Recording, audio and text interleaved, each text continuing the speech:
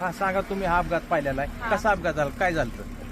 पहिल्यांदा ते आलेलं विमान आणि पहिल्यांदा असं वरून गेलतं, तेव्हा ते चांगलं होतं. नंतर आम्ही घराच्या बाहेरच होतो, आम्ही गुरांना खायलाही टाकलं आणि घरानंतर आलो तर आम्ही बाहेर होतो आणि ते विमान गेलेलं असं खालून आलेलं आणि खालून असं ते खालून आलं आणि ते बरोबर वरती जायचं, ते असं खाली त्याला अटॅक झालं. ते बरोबर म्हणजे 8:45 तेव्हा वाजलेल्या आणि त्याचा म्हणजे आम्ही पाहिलं, पण एवढा मोठा त्याचा असा स्फोट झाला ना, ते आमच्या घरापर्यंत आला.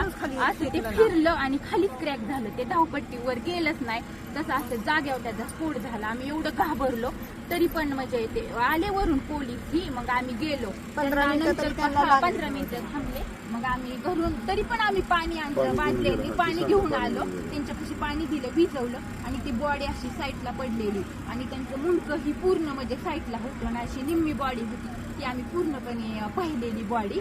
आणि नंतर ते म्हणले कापड वगैरे, मग आम्ही ब्लँकेट ही सगळं गुंडाळायला दिली आणि तसं झाल्यानंतर 15-20 मिनिटांनी मग ते गाडी आली आणि ते बॉडी अशी गुंडवून नेली. वाईट झालं, ते बघितल्याला आम्ही खूप घाबरलो. तुम्ही काय बघितलं सांगा? तेच बघितलं, ते येऊन खाली कोसळलं आणि मुलं जायची नेमका टायमिंगच्या वेळ होता 8:45ला. खाली कोसळला, असा भडका झाला, चाक येऊन माझ्यापर्यंत आलं तिथं घरापाशी. काही आम्ही घाबरलो, पोरही आम्ही पळत सुटलो, पण काहीच उपयोग नव्हता तोपर्यंत. तेपर्यंत सगळं हे झालं होतं, बस्ट झालं होतं. आम्ही म्हणजे काहीच करू शकलो नाही, आता फक्त पाहिलेलं जागेवर गेले. काहीच